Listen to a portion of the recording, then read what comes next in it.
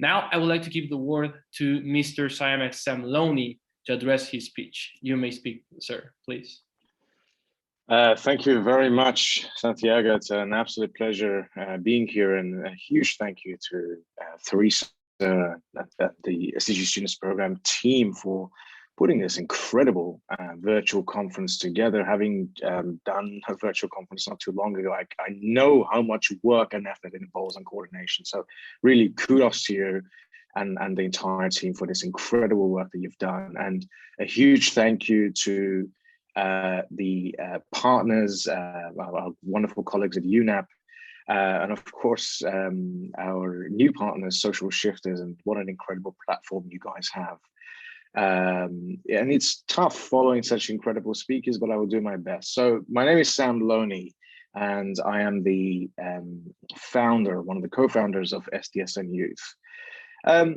What is SDSN Youth exactly? Well, 7 years ago, a group of us, what I would say, students at the time in university, studying our bachelor's or master's, we got together and we had a simple hypothesis. And the hypothesis was that the world's biggest social movements and some of the most innovative changes that have happened in society have quite a lot of time been led by young people. And if we give these young people a platform, the support, the skills, and essentially give them the tools that they need to follow through, then they can really make a difference. 7 years later, and after countless effort, we now have SDSN Youth, a network of 750 organizations, 24 regional and national centers spanning across the world, 4 major programs, including a wonderful SDG Student Program, which in the past year has just shown what incredible outcomes it's achieved. I was looking at some of the initiatives on the ground, and it is quite extraordinary. I mean, really brilliant. And hundreds of countries, hundreds of hubs, and thousands of student members. So I think if I were to look back on this journey, I would say that the hypothesis not only worked, but it exceeded expectations. And it was all thanks to the individual efforts of different group of young people throughout this entire journey, through the volunteer efforts that they've made and the individual contributions that they have made. Was it easy? Not at all. It was probably one of the most difficult things I have done in my life. And I would say that many others, despite the challenges of either working full-time or studying full-time, managed to make time to contribute to this program because they believed in it. We had challenges, resources, bandwidth, complex issues that we were dealing with, global issues. Some of us were inexperienced, in fact, majority of us. It comes with a package of being young. But I think through this incredible dedication, the creativity and the energy that each team member had, we were able to really pull this incredible organization and this incredible network together. And now we are in a position to be able to continue to support and scale up these efforts. And I think that's very important. But I'm here to say also that I think young people now are more important than ever. And I don't just mean that as a symbolic statement. I truly mean that. As I said, I've always been a big advocate for young people to be involved in social change. And that didn't come because I was a young person, but because I could look at the evidence and see the biggest social movements in history and some of the biggest innovations in history were shaped by young people. In other words, young people were at the forefront of social transformation. And when we're looking at the issue of sustainable development, a just transition, and really a transformation, we're talking about a global transformation. And so we really need these agents, young people, to be at the forefront of this. But what I believe, and at the time this was, as I said, the hypothesis is that there weren't many support mechanisms. There wasn't a network to foster, to support, to provide skills, the tools, and it really didn't provide a platform for extensive collaboration.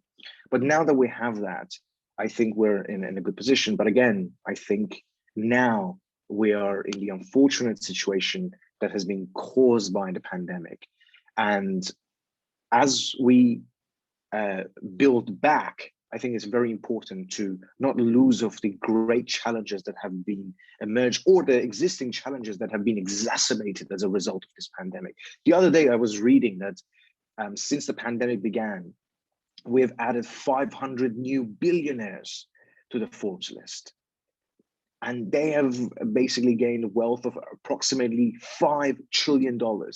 At the same time, the World Bank estimates that more than 100 million people could go back into poverty.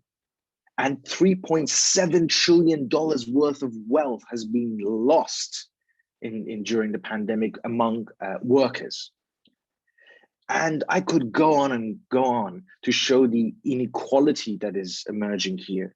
And this is just a snapshot of the global system that we operate in that when a crisis happens, these injustices are exacerbated, and we really see the true nature of the economy and the society that we live in. This is unjust, but more importantly, it's also unsustainable. So as we are reshaping the world, as we are emerging from this horrible crisis, we must really challenge these systems. And I don't mean challenge these systems by completely transforming the globe. No single individuals can do that, but we can start from our communities. And I really learn from each of you, but also these incredible activists who from their communities have been able to shift the conversation, like Greta Thunberg, like Malala Yousafzai, many of these young people who are really pushing for change. And I think this conference will give you the chance to deliberate, to collaborate across organizations and actually come up with innovative solutions. And that's really, I think, a very important pathway for us to go to the next step. And while I'm no longer the director of SDSN Youth, as of late last year, I have stepped down after many years. I'm always committed to this cause, and I'm always there to support the work that SDSN Youth and our partners and this group or this space is doing for social transformation. But now we have an even greater leader who's really taken on the mantle and the challenge, who has incredible experience having led these very similar initiatives on the ground. And I really hope that we can all learn from him. And I really look forward to his leadership, Mr. Brighton Kamoa, who is the incoming director of SDSN Youth. With that, I want to hand over, but I just wanted to say that I am truly inspired by the work that you've done despite the multiple challenges.